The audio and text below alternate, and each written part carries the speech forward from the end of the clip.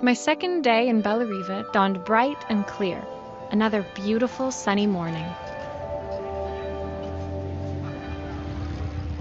Walking into town, I passed cafes overflowing with customers cradling their morning coffees. I stopped, breathing in the smell of roasted coffee beans and freshly baked pastries. I was about to go inside when the owner of Carmen's, the cafe next door, stopped me. Hello, Maria? Were you here yesterday handing out flyers? I have a job for you.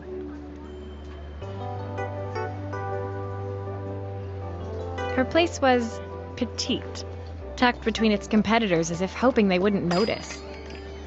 Judging by the empty tables inside, though, her potential customers hadn't noticed it either. It's a bit slow today, but we're just getting started. I'm sure it'll pick up soon. As Carmen chatted, she walked over to the counter and returned with an old rotary phone. At least I've got plenty of time to practice my recipe for the festival. It's a new special I've been working on. I was hoping to call my sister for some, seasoning tips, but it won't connect.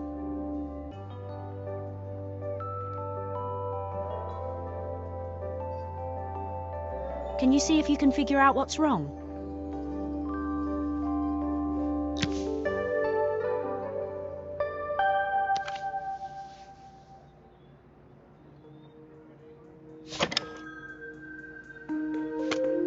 You can fix it, can't you? I can't afford to replace it.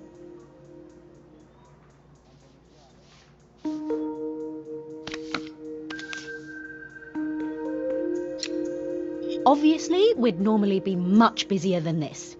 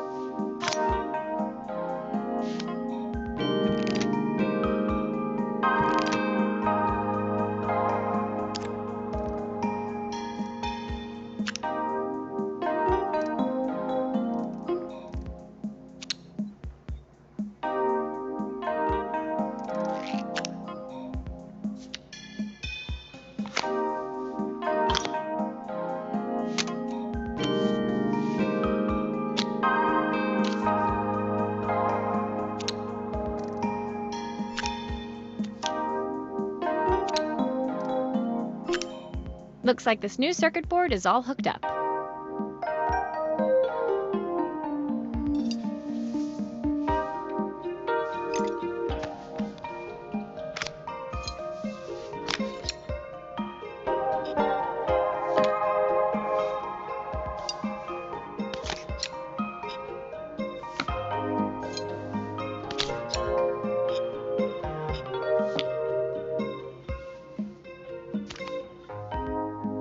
There's still a part I need to attach. Where does it go?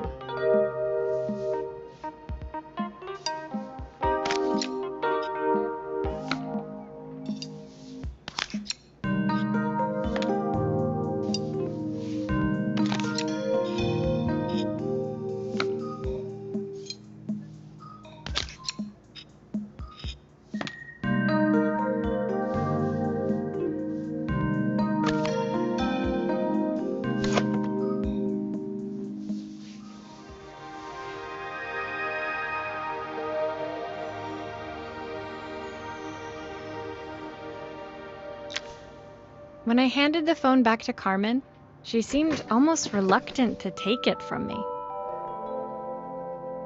So it's all working now, is it? I don't have to leave it to dry or let it cool down?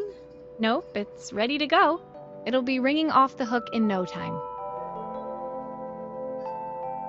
That's if I can pay my phone bill, anyway. And the rent, and the suppliers. Anyway, take a seat and I'll be right with you. Your coffee's on the house.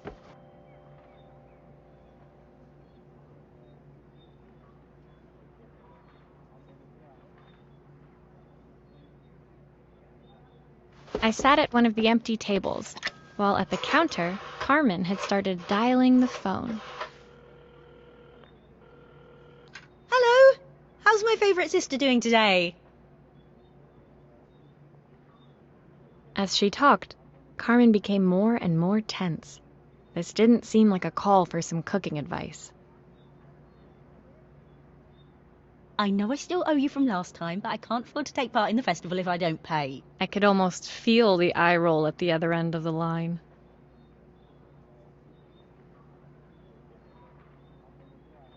You don't need to be here, though. Can't you just put the cheque in the post?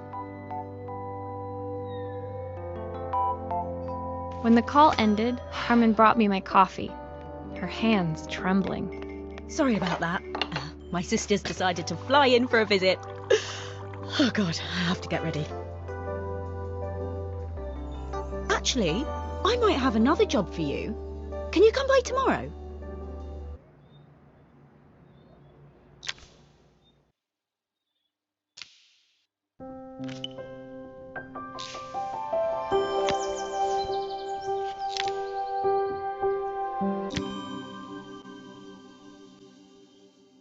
The next day, I'd promised Carmen I'd return to help her get the cafe ready for her sister's arrival. I was about to set out when I received an unexpected call from my hotel's reception desk. Apparently, another guest had asked for me by name. Curious, I took the creaking elevator up to the top floor and made my way to the room number they'd given. I knocked. Are you here about the camera? It's about time. The woman in front of me was immaculate. Not a hair out of place or a crease to be seen. My sister tells me you know how to fix things. I'd usually go to an expert, of course, but in this town... So this was Carmen's sister? The two of them couldn't have been more different. Inside her room, I saw a beautiful reflex camera, any professional photographer's dream. The viewfinder is completely dark. I can't see anything through it at all. I assume you can figure out what's wrong?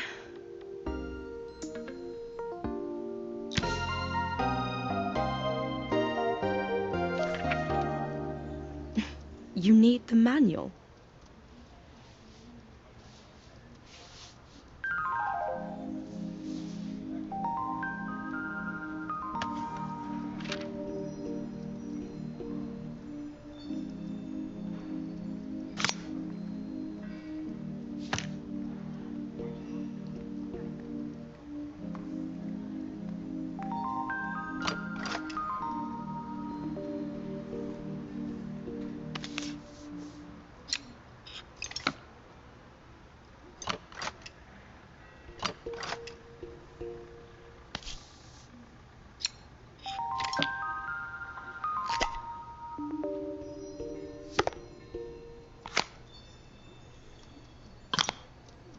I don't suppose you've fixed anything this valuable before.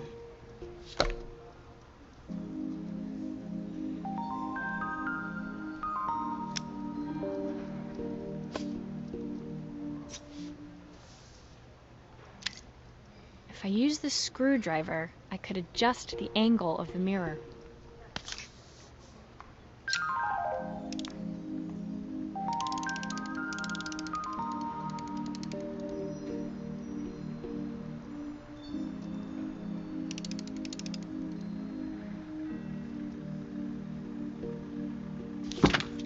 Perfect. Now the viewfinder should be working.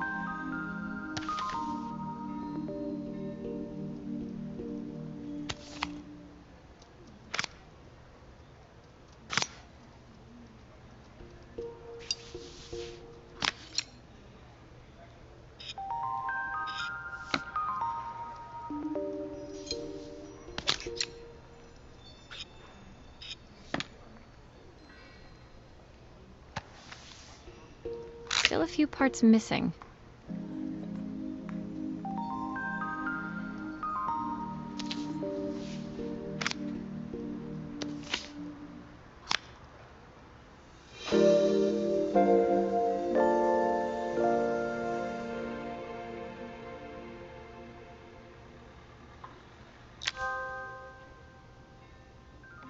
I felt a pang of envy as I handed the camera to Helena.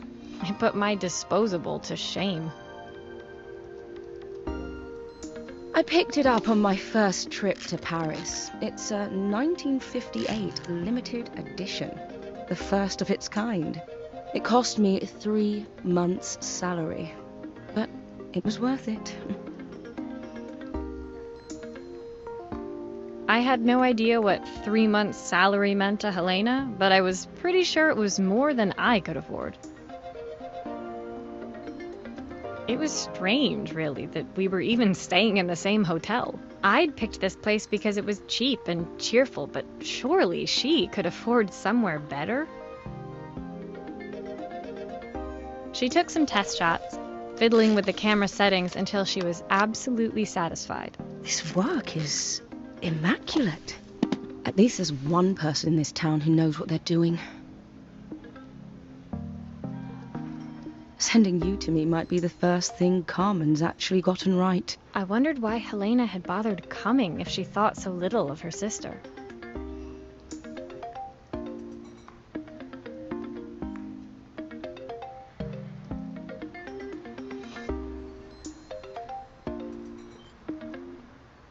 I hear nothing from her for weeks, and then when she finally does call me, all she wants is money.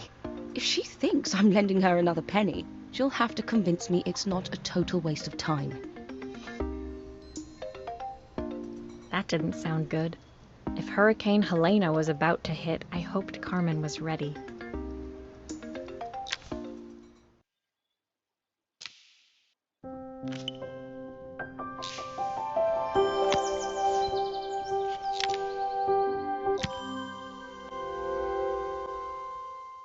The sun was setting over Bella Riva by the time I reached Carmen's cafe. From the outside, it looked as quiet as ever, but inside, I found Carmen cleaning like her life depended on it. Maria! Oh, don't mind all of this. If Helena finds one speck of dust in here, I'll never hear the end of it. Carmen seemed pleased to see me, but I sensed the fidgeting tension beneath each sweep of her mop. Trying to live up to the standards of someone like Helena seemed like an impossible task. I hope you didn't mind fixing the camera for her. She was furious when it broke. I really need this to go well. If she doesn't lend me the money, I don't know how long I can keep this place going. Carmen led me to a back room, where she'd laid out the components of what looked like a neon sign. I had this made when I first opened the cafe, but I'm hopeless with electronics. So there was supposed to be a sign outside. This might explain the lack of customers. I'd like to put it up before Helena gets here. Can you give it a try?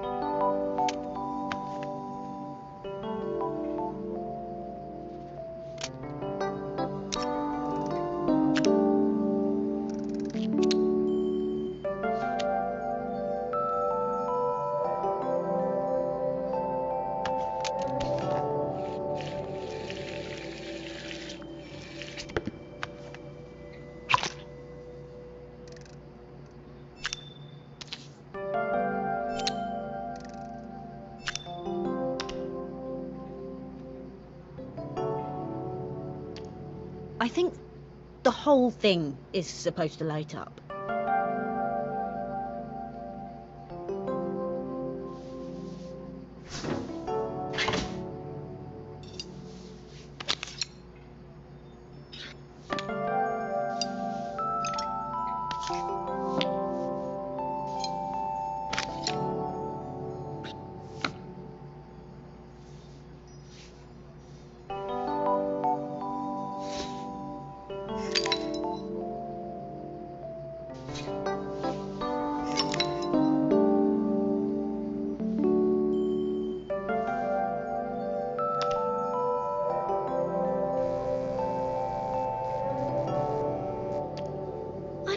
It's a bit, flat.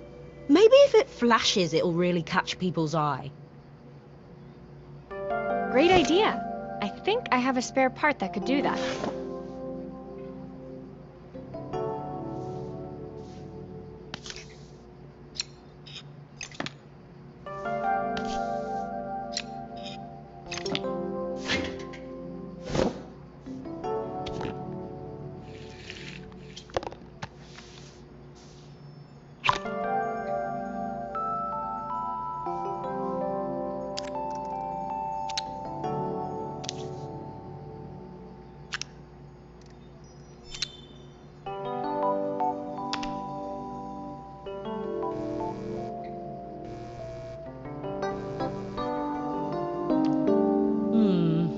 It still needs something else. Maybe we can add one of these.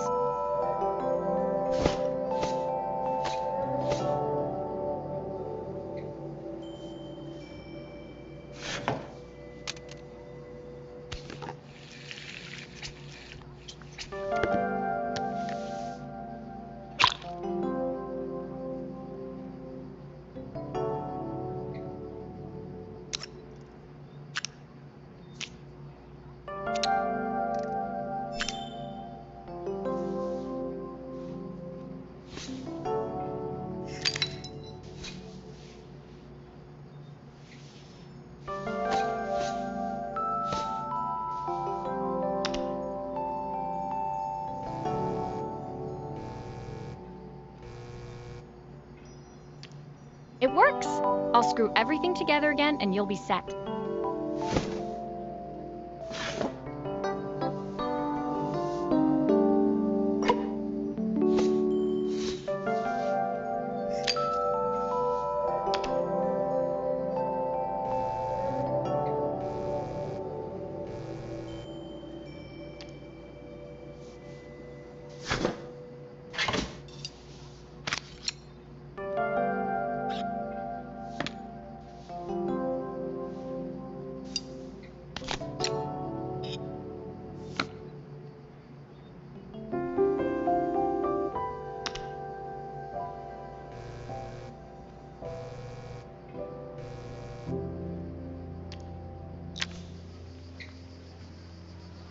The sign fixed, we headed outside and mounted it carefully over the cafe door.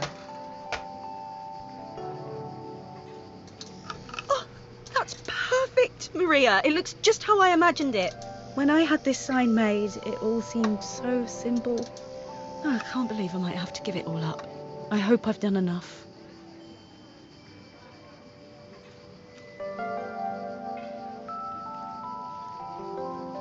The smile froze on her face as she spotted something over my shoulder.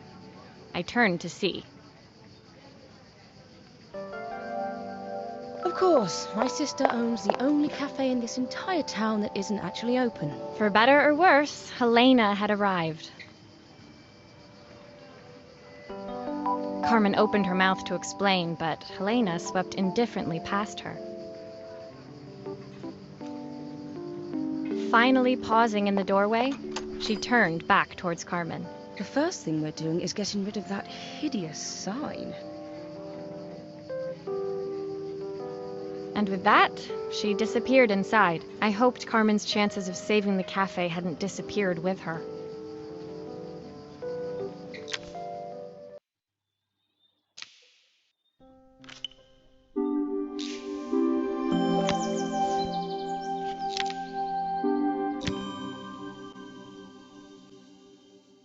It was the day before the festival, and the whole town was busy getting ready.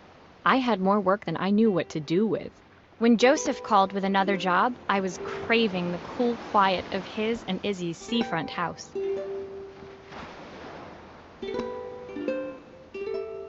I'd barely reached their front door when I heard someone calling me. Psst, Maria, I need your help. Quickly, it's top secret. It was Izzy, peeking out from the side of the house. She beckoned for me to follow her.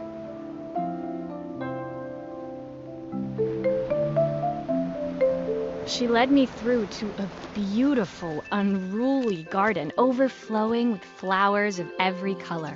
Nestled among them was a playhouse, its doorway almost completely obscured by a towering rose bush.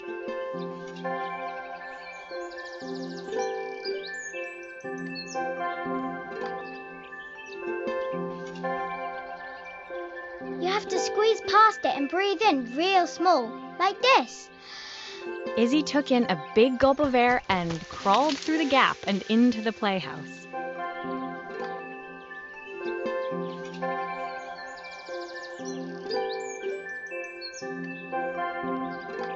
I hadn't planned on crawling in the dirt today, but the life of a repairwoman never did run smooth. On the table inside, there was an electronic toy. Not exactly the usual stock in my parents' antique shop. I had an accident. I didn't do it on purpose or anything, but it won't turn on anymore.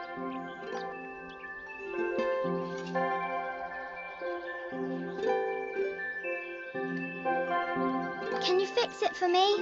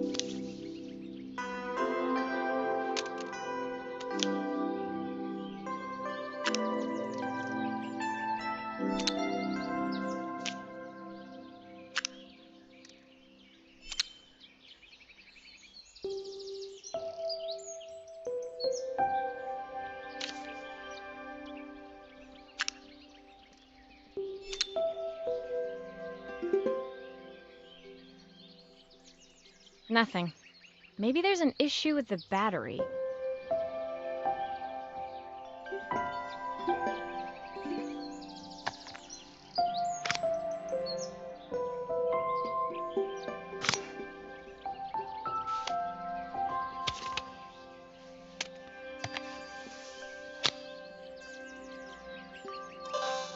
Is it meant to look like that?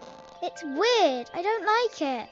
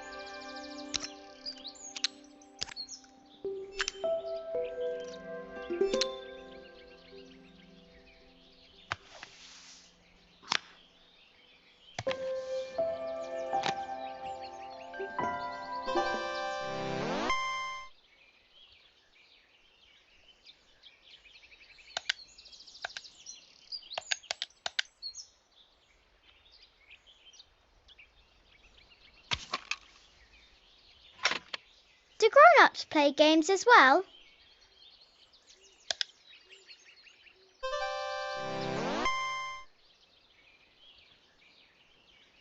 Can you show me how to play? I tried before, but it was so hard.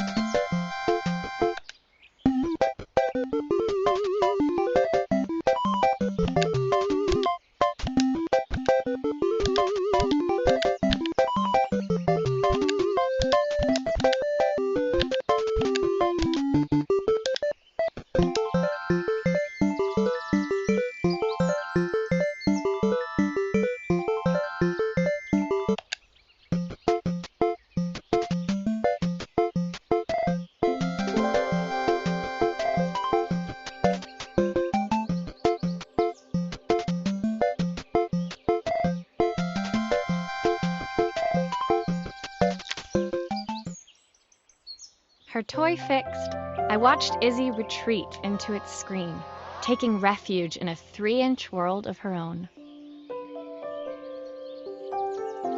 Well, I'd better head inside. Your dad is waiting for me.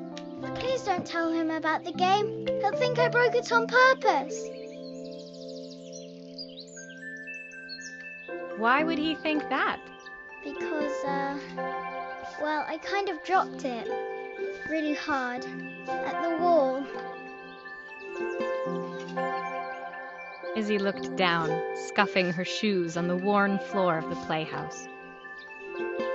My dad said I had to go to this stupid festival tomorrow and put on a stupid dress, and I don't want to. All he cares about is working. He never wants to see me unless it's for his job. I'm not going. He can't make me. With that, Izzy dove back through the rosebush and disappeared into the wilds of the garden. She was so young.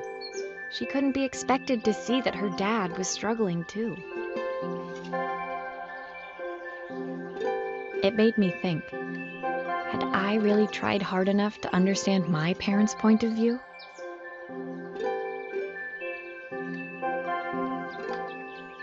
I was so focused on the adventures ahead of me. Maybe I didn't care enough about leaving them behind.